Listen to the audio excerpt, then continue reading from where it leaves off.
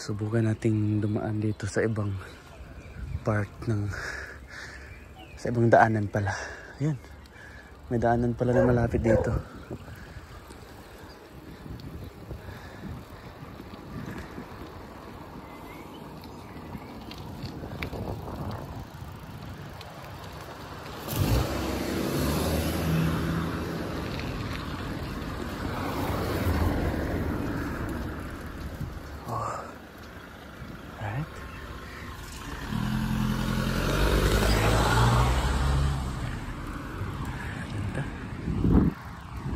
Masikip yung daanan dito.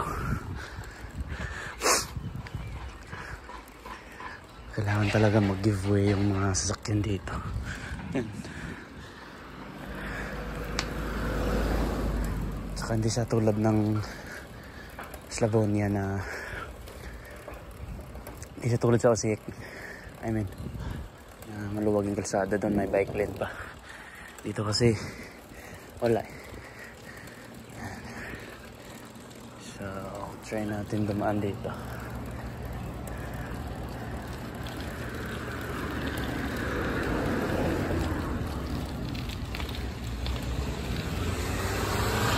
So, try natin pumasok dito sa metro.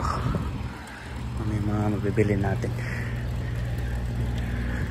Kagandahan dito sa accommodation namin, kahit malayo sa trabaho, malapit lang siya sa bilihan. Malapit lang sa mga supermarkets. Imagine, bukid siya tapos may mga daan dyan. Oh. May mga kalsada dyan sa bundok, sa gilid ng bundok.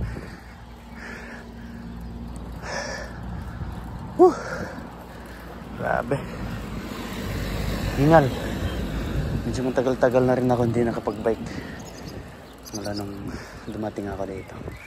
Di tulad sa Osijek na everyday talaga nagbabike ako papuntang trabaho at galing trabaho.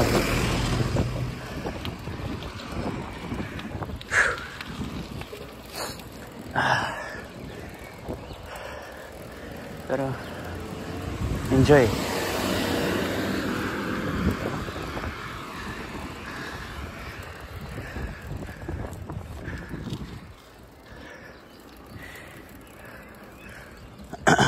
Ayan.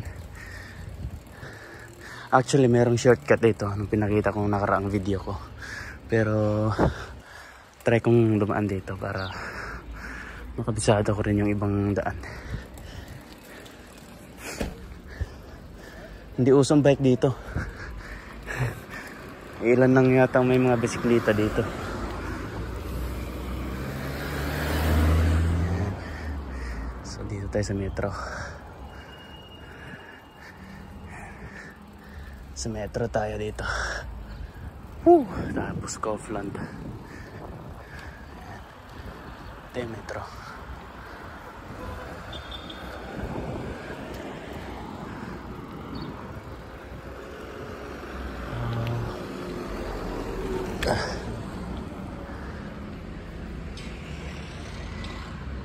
Hindi ko alam saan yung entrance dito, pero try natin.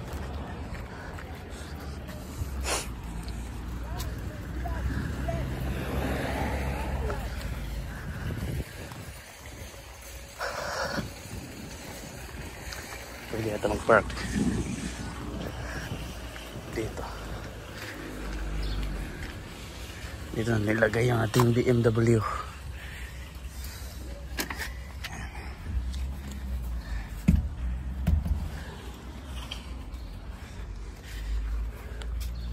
Tapos share natin.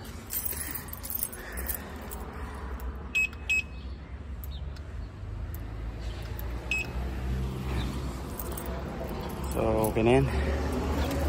So see you later. Bye.